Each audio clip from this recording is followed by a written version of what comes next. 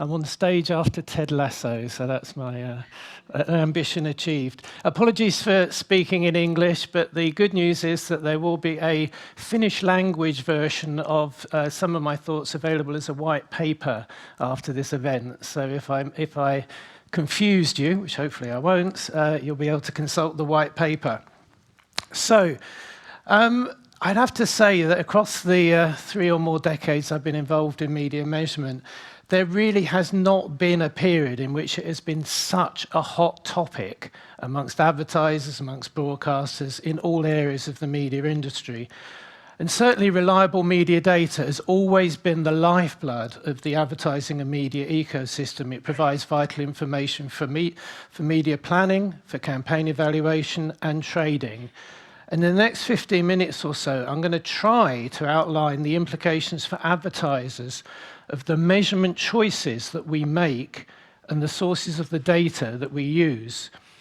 Effectively, I'm going to try and talk about 7 things that you really need to know about media measurement. Please do let me know afterwards if I've missed things out. I'm sure I have. But these are the 7 things that when Anna spoke to me, I thought, that's what I'm going to talk about. Firstly, this might seem blindingly obvious, but it's about the need to measure people, not just devices. Broadcasters are now cross-platform publishers, as Anna said. They've had babies, with content and advertising delivered across a wide range of platforms and screen types. So clearly, it's been a priority to widen measurement beyond TV screens to give advertisers a complete view of how platforms and screens work together to deliver an audience. Measurement data needs to be able to guide the media mix to reach specific target groups, whilst controlling frequency so that we're not bombarding easy-to-reach groups with the same adverts over and over again. To do that effectively, it's vital that we move beyond the simple counting of devices to understand who and how many are actually in front of those screens. Now, the measurement of impressions is very common in the online world, and there's nothing wrong with that in principle. But the debate is raging around the minimum duration and the proportion of the ad that need to be visible to count as a viewable impression.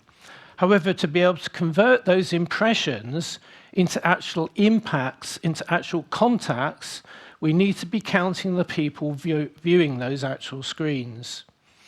And we know that the profile of those viewing across those screens can vary greatly depending on the situation. Mobile devices tend to have a much higher probability of a single consistent user, as they are typically very personal devices. Computers and tablets tend to have single users, but are more likely to be shared devices in the home, whilst who's in front of the TV screen can vary hugely across the day. It's also clear that the number of people in front of a screen can vary greatly, as well as the demographic profile. Data from FinPanel shows that streaming services in Finland, available via smart TVs, typically have between 1.3 and 1.4 viewers in front of the stream when watched on a TV set. Whereas it's no surprise that on mobile screens, there's much more of a one-to-one relationship. As a result, the relationship between impressions and impacts, contacts, can vary greatly across screens, and measurement needs to take account of this. Now, here's some data hot off the presses, and I have to thank FinPanel for this.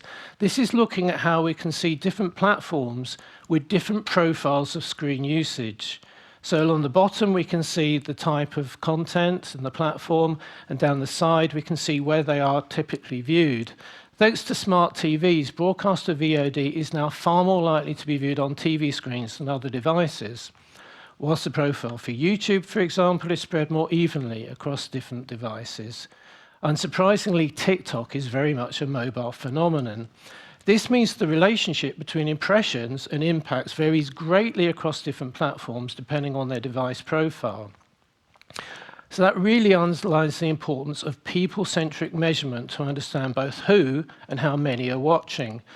Now, FinPanel plays a key role in the TTVAM system, the Total TV Measurement System in Finland, because it's a panel of homes that reports the profile of those viewing in the home, it reports the number in front of the TV set, and also the profile of personal device users.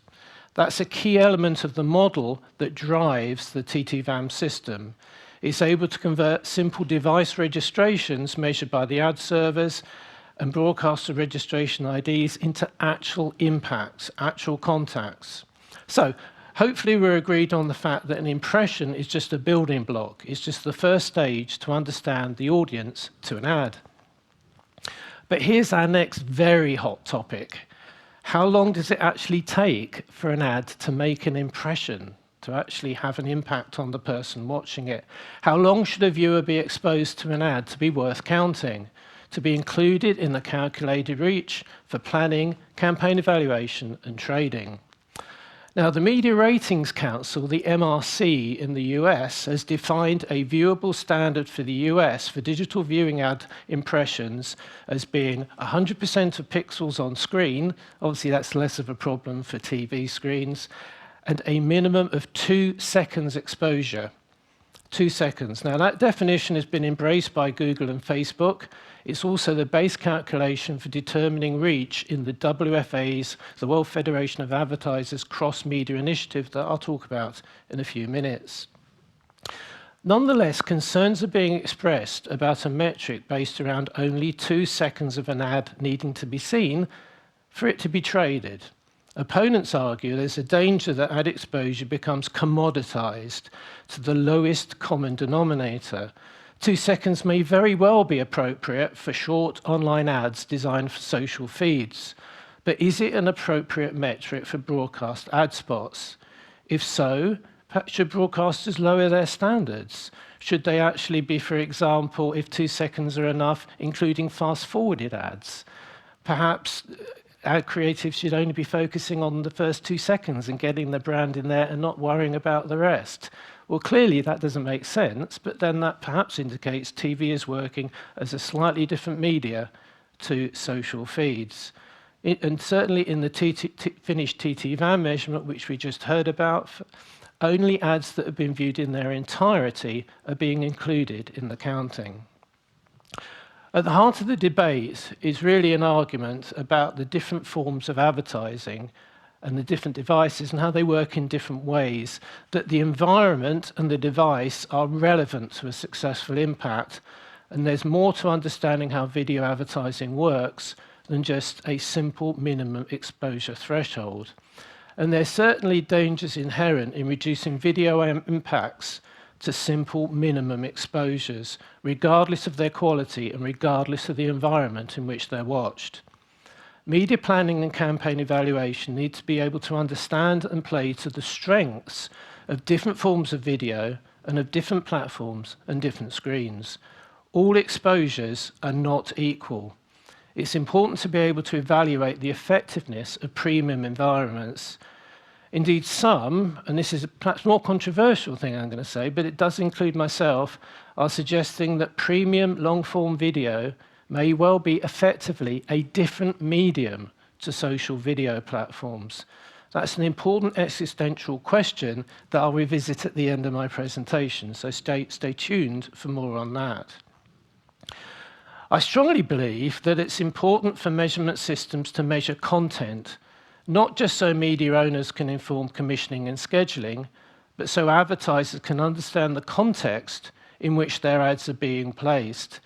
The importance of context has seen a revival in recent years and is closely tied to arguments about the relative merits of long-term brand building versus short-term sales impacts.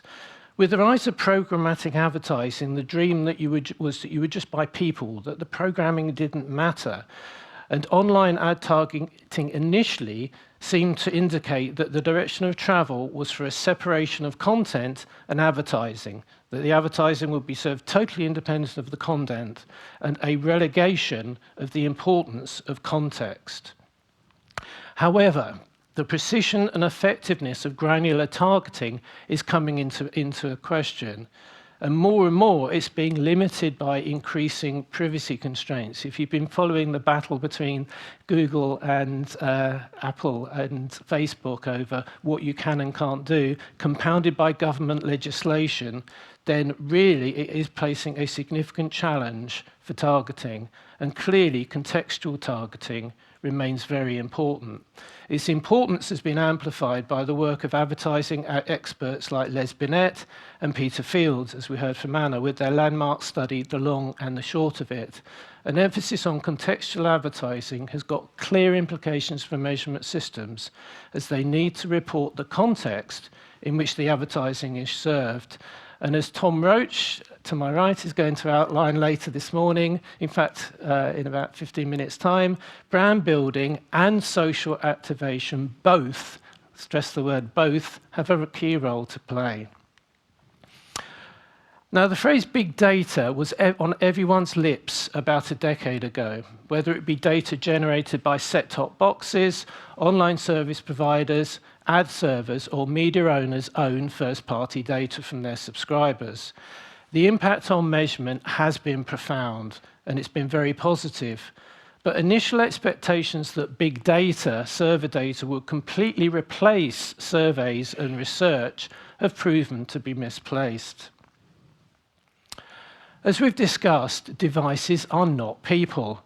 Serving a video stream to a screen or a device does not tell you whether it was actually watched or who and how many people were watching. As privacy legislation is tightening, it's becoming harder and harder to track individuals across different data sets. And that's a major challenge for those who want to be able to plan and evaluate campaigns across different platforms. Those platforms may all have very detailed information in their walled garden. They know a lot about their own subscribers, their own users, but advertising across a series of walled gardens effectively means that the data is unconnected, and it's really hard, as you'll know, to control reach and frequency between data sets that don't talk to each other and increasingly are legally prevented from talking to each other. Also, I have to say the quality and the transparency of big data sets is being called into questions. Advertisers are used to industry currency data sets that are robust and transparent, so they can tend to be suspicious about the reliability of platforms that use their own data. Without third-party checking and verification, there is a concern that platforms are marking their own homework when they come to their own data, particularly when counting errors come to light. And it seems interesting that those errors always seem to overestimate rather than underestimate what the true audience is. In this context, it's no surprise that representative panels and transparent methodology remains a key part of measurement. It provides an anchor, a means by which third-party data sets can be verified and placed into a wider context of what everyone else is doing. They're also a source of critical information about the profile of actual viewers that can be used to activate sensors data sets, to turn impressions into impacts. And the Finnish TTVAM system is a good example of big data and representative panels working together. It provides a best of both worlds system where we're bringing together census-level data from Sonoma and MTV ad servers, viewing profiles from FinPanel's measurement of 1,000 homes and subscriber demographics to turn impressions into impacts. And FinPanel also provides the overlap in usage between broadcast and broadcast to VOD sites. An independent third-party source of truth is absolutely vital. Without it, there are real distortions when simply comparing data sets. We're making direct apples and oranges. This is where having my slide in black and white throughout, because you'd see that's an apple and an orange. Making those comparisons between first-party in-house measurement and independent joint industry measurement become tricky. There are differences in the metrics, the minimum definitions for inclusion, in the definition of impressions, and perhaps most importantly, in the transparency of the measurement itself. Big data has a role to play, but it needs to be transparent, audited, and produce a measurement of people, not just devices. Another hot topic in media measurement is the role of attention. Measurement currencies measure exposure, in the case of video, time-based exposure, and that forms the basis for planning and for trading.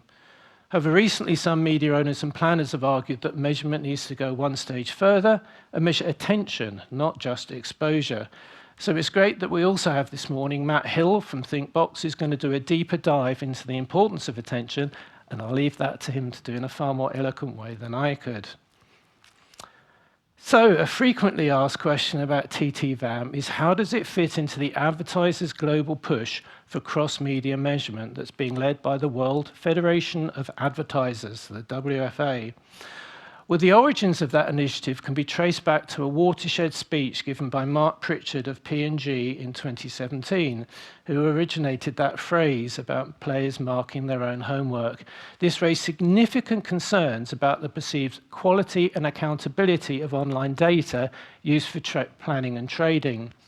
That then widened out into a wider advertiser concern about bombarding general members of the public with advertising because they could not work out how to combine broadcast, online, and different platforms. So in 2019, the WFA published its North Star guidelines for cross-media measurement, heralding a more active role for advertisers in the management and, critically, the funding of measurement. 2 pilot projects are underway. Project Origin in the UK, which is driven by the advertiser trade body ISBA, and in the US via their equivalent body, the ANA. It needs to be noted that whilst the longer-term objective of these initiatives is full cross-media measurement, video, audio, display, outdoor, the short-term focus is very much on cross-platform video and online display.